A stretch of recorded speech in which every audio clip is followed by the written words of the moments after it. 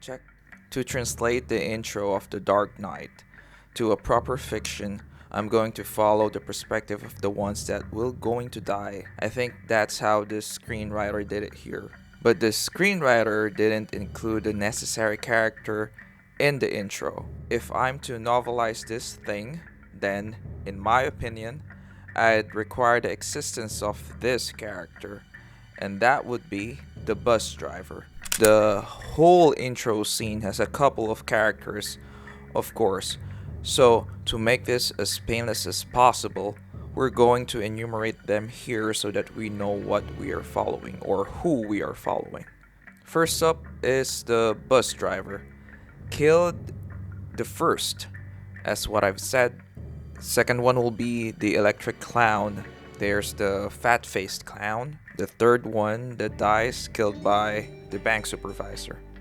Then the safe clown, loud clown, driver clown, the bank supervisor, and finally the hushed clown. Let's begin.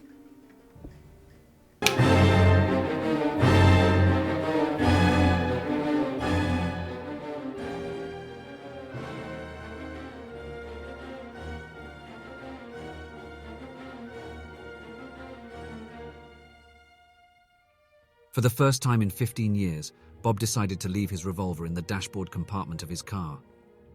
As the sky glowed with the blue light of pre-dawn, he saw some of his colleagues ambling towards their canary yellow school buses. The ethereal blue light seeped into his old Chevy, illuminating the dashboard latch. He hesitated, his breath slow and deliberate, as he weighed the risks of leaving his weapon behind. This was Gotham, after all, and going unarmed felt like inviting danger. Perhaps in the moments before his morning coffee, he was a bit unhinged. Bob glanced ahead. Some of the yellow buses had already started their engines. He checked the time and realized he was a minute behind schedule. Ugh, that's it! He groaned, mustering the energy to exit his car. The wind nipped at his face as he approached his trusted companion.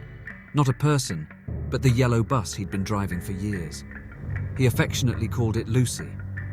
Bob's face reflected in the glass panel of the door as he fished for his keys. Suddenly he caught a glimpse of a figure behind him in the reflection. Startled, he spun around with his fist raised. "Easy there, fella," George said, stepping back with a chuckle. "You could really hurt someone with that."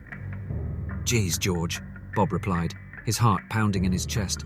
"If I have a heart attack, I'll drag you to hell with me." "What's up?" "Just wanted to say goodbye. I don't envy you, though. What's left? 2 weeks?" "It's retirement, George. You make it sound like a death sentence. Actually, it's 1 week and 3 days, including today. Who's counting, huh?" Bob chuckled. "Yeah. I'm taking a couple of days off. Ma and Pa need help back home. So this is goodbye, boss. You know I might pick up a few shifts?" "Sure, right." The two old friends shared a laugh before checking their watches in unison. "Better get going then," George said. "Drinks later?" "Definitely." George hurried to his bus and followed the others onto their routes. Bob found himself alone, staring at his reflection in Lucy's glass panel. His chest tightened and his breathing became shallow. Was this what kids nowadays called anxiety? The image of his revolver flashed in his mind. Maybe I should get that. He turned around, and suddenly a man wearing a clown mask stood before him. Bob stumbled back, gasping, his face drained of color as his heart seemed to freeze in place. "Hey," the clown said. "Your name is Bob, huh? Hi, Bob." He pressed the barrel of a revolver against Bob's racing heart. "Bye, Bob," a gunshot echoed.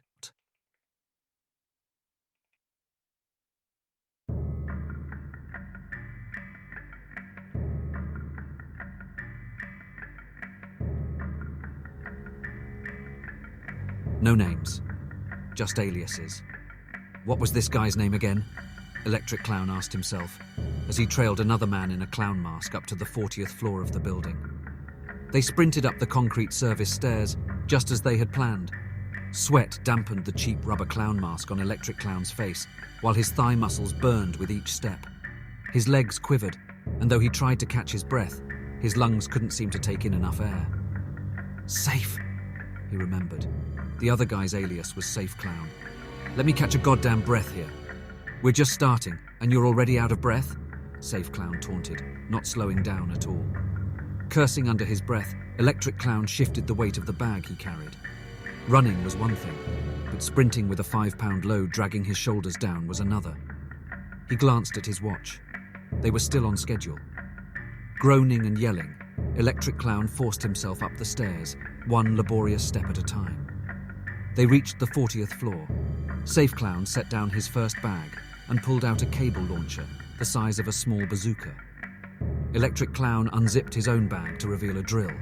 Gasping for air, he drilled a closed hook into the floor, tugging on it to make sure it was secure. It didn't budge. Safe Clown loaded the cable launcher with a spear hook attached to a metal cable. He aimed it at a lower roof access on another building. With a press of the trigger, the hook soared through the air, shattering a window into a million fragments. The hook latched onto the rooftop. Electric Clown fastened the other end of the cable to the closed hook, then nodded at his partner. First, they sent their kit bags across the cable to the opposing rooftop. Safe Clown went next, using a clamp and a grabbing device to slide down the cable, leaving the dizzying drop below him behind. "Don't think about it," Electric Clown told himself, mimicking his partner's actions. He wasn't athletic, but the prospect of a big payday spurred him on. He held onto the cable for dear life, thinking about the boxes of cash waiting at the end of the day. The cold wind bit harshly at the exposed nape of his neck as he descended. They both landed on the other rooftop, still on schedule. They raced to a grey box affixed to a wall. Safe Clown pried it open to reveal a maze of wires and blinking lights. "Pretty," Electric Clown commented, pulling out blue wires and a handheld device. He swiftly connected everything, bringing the device to life. "Why do they call him the Joker?" Electric Clown asked. "I heard he wears makeup," Safe Clown replied. "Makeup? Yeah, to scare people. War paint." The handheld device pinged, and a tiny light flashed on the screen. "Here comes the silent alarm." He pressed a button. "And there it goes," he chuckled. "That's funny. It didn't dial out to 911. It was trying to reach a private number." "Is that a problem?" Electric Clown felt Safe Clown move behind him. No, I'm done here," he assured. A gunshot, silenced, rang out. The next thing Electric Clown knew, he was collapsing to the ground, an unbearable pain radiating from his chest.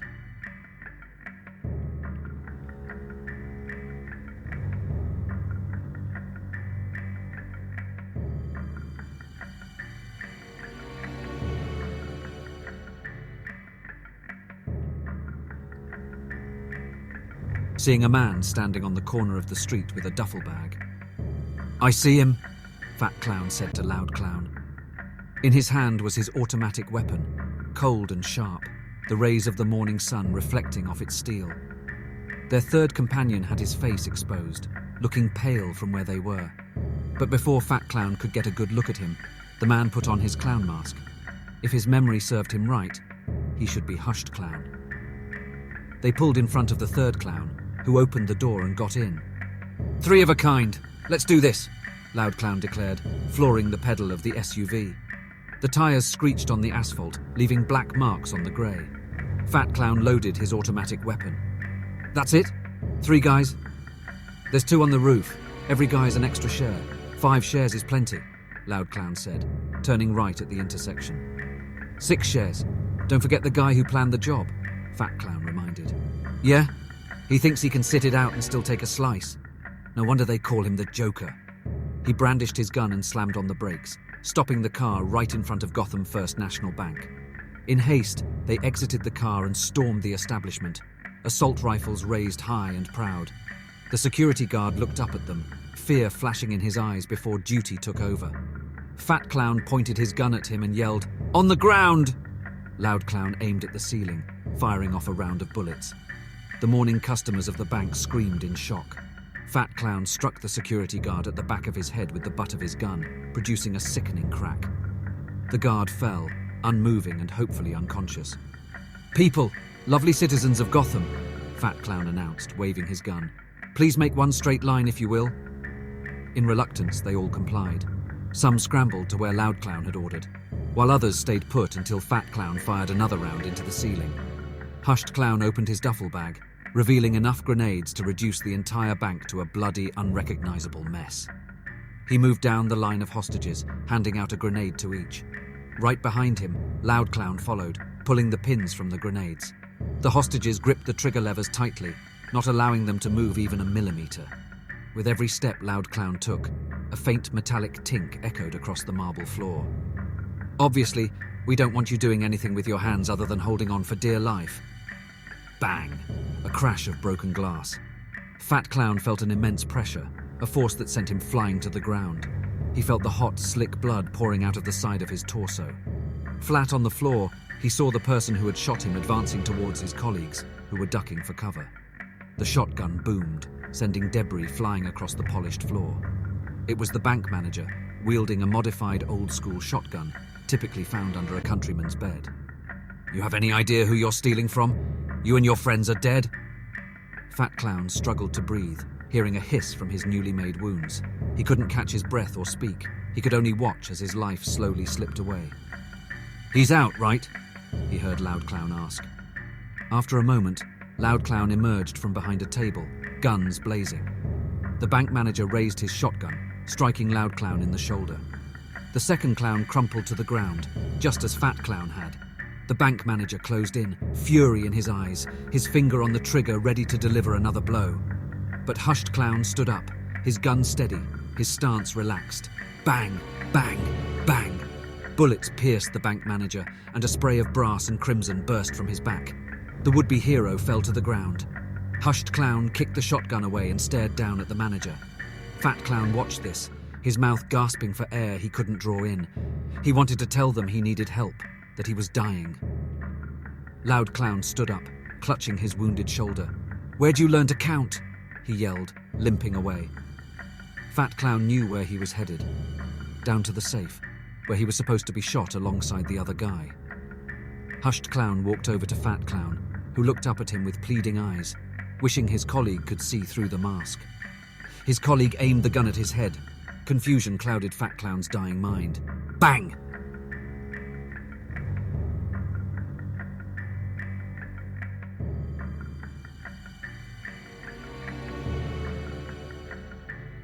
The moment the drill penetrated the hard iron shell of the vault, the sound of cracking electricity burst out along with bright sparks. The jolt travelled through his body, pushing him away from the metal colossus of a door. Flat on his back, Safe Clown cursed under his breath. He looked at his watch. He was behind a few seconds. No time, he thought, and he thought quickly. He stood up and removed his sneakers since they were the only thick rubber he had at the moment. He had to do it the old-fashioned way. There were 3 dials on the vault, and if his memory was still sharp, he'd pull this off. He started on the first dial, recalling the combination from a man whose knees he'd broken a couple of weeks back. He could only hope they hadn't changed the damn thing. It clicked. No time for celebration, he thought, and moved to the next. It clicked once more. By the third one, he heard footsteps coming from the stairs. He looked at his watch again. A few minutes early. Loud Clown appeared behind him, right where he knew he was supposed to be. Safe Clown didn't turn to see who it was. His hands-covered sneakers were still on the third dial of the safe. "They wired this thing up with 5,000 volts. What kind of bank does that?" Safe Clown said. "A mob bank. Guess the Joker's as crazy as they say," a rough voice replied. "That's definitely Loud Clown," he thought. He heard the click beyond the metal frame. The vault began making sharp and hollow sounds, the cogs moving and parting. He grabbed the handles of the wheel bolt and spun it, and it continued spinning and spinning. "Where's the alarm guy?" Loud Clown asked. Safe Clown chuckled. "Boss told me when the guy was done I should take him out. 1 less share." "Funny. He told me something similar." Safe Clown froze. The big vault wheel spun to a stop, and the door to the treasure trove started to open. His hand crawled to his weapon, grabbed it, and he turned around only to find the barrel of a revolver right between his eyes. Bang!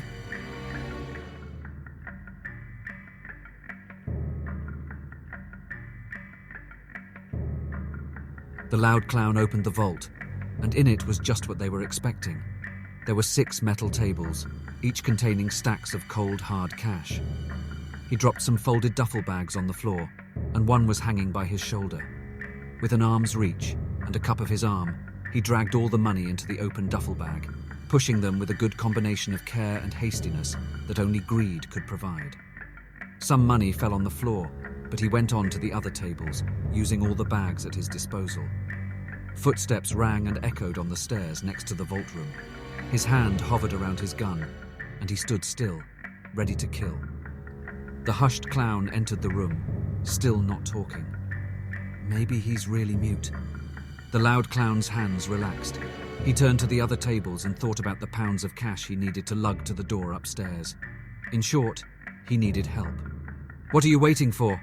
he said to the hushed clown. "Get to work." And so, they did. His last colleague went to one of the duffel bags and began filling it until it couldn't be filled anymore. One by one, they filled all the bags, and two by two, they dragged them all right next to the entrance of the bank. Now, all they needed to do was wait. At least that was the plan. He pulled out his gun and pointed it at the hushed clown. "I'm betting the Joker told you to kill me as soon as we loaded the cash." The hushed clown had his hand holding his own gun, but he didn't point it at him. Instead, he only looked at his watch. "No, I killed the bus driver." He stepped backward and moved to the side. "Bus driver? What do you mean bus?" A loud bang came from the entrance. A collection of broken glass and broken concrete came hurling at him, causing him to drop his gun. The next thing he knew, the rear end of a school bus was ramming itself into his whole body.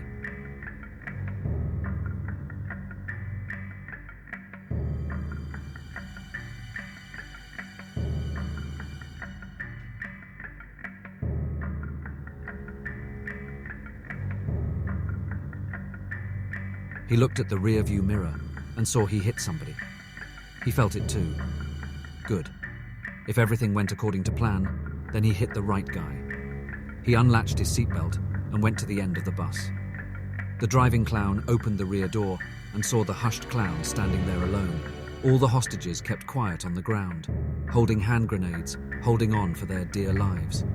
"School's out. Time to go," he said, and looked at the one he'd just run over. "He's not getting up, is he?" A duffel bag hit his chest. He grabbed it before it fell on the floor and threw it into the school bus. "That's a lot of money." The hushed clown kept throwing the bags to him until the second to the last bag was loaded into the bus.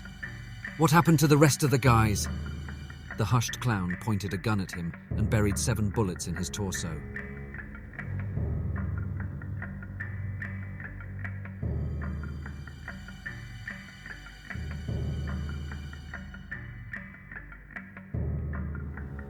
The bank manager watched the last clown drag the last of the duffel bags into the school bus.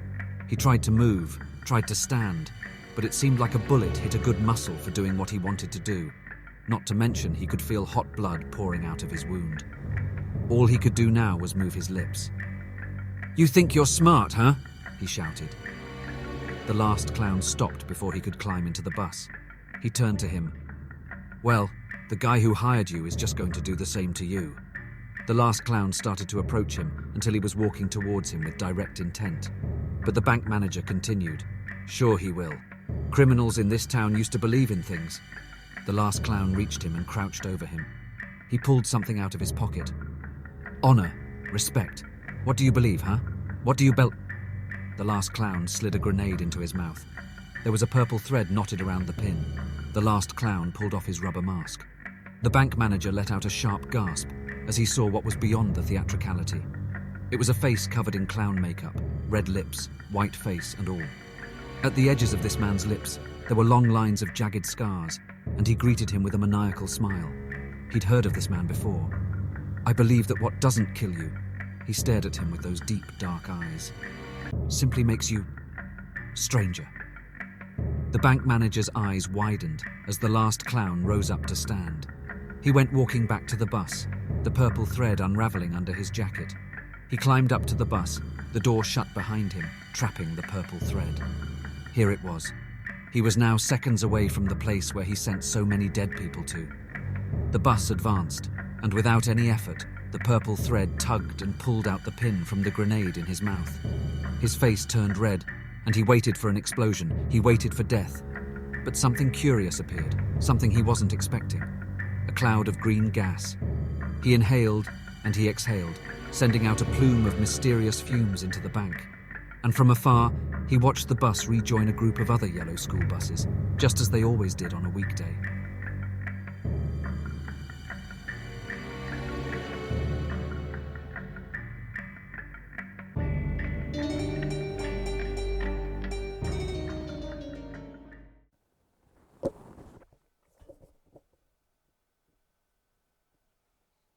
Mic check. Hello. So, let's break down the techniques that I used here. The first one is a technique that should try to gain the empathy from the reader. I did this in the very first scene. That's the bus driver scene. It's not needed, but I'd like to see the calm before the storm. But that's just me. I wanted the reader to have a sense on the person who will be dying here, or in this case, the person who will be getting killed. I also use something that I'd like to call tightening the tension. I'm just putting out an approximation here, but I believe the longest scene will be, or should be, the fourth scene, and all the scenes before that were a little bit long as well. Some would say that I'm painting what the world looks like, or what are the elements of the scene into the reader's mind. But for me, one of the secrets to tension is describing the scene vividly, with a known lurking danger of the unknown. Of course, just like in any rules, it can be broken. Internal monologue or the thoughts of the character can help the writer here too, but when in doubt, I suggest choose to show and not tell, always. So, what's tightening the tension? For me, it only means shortening your scenes once you get closer and closer to the climax of the chapter or the scene. That's it. And also, this is an action scene. If you have an action scene in your mind and you wanted the reader to progress quickly into that scene, just as how an action scene should serve, then you would use the rule of show and not tell strictly. Thank you for watching.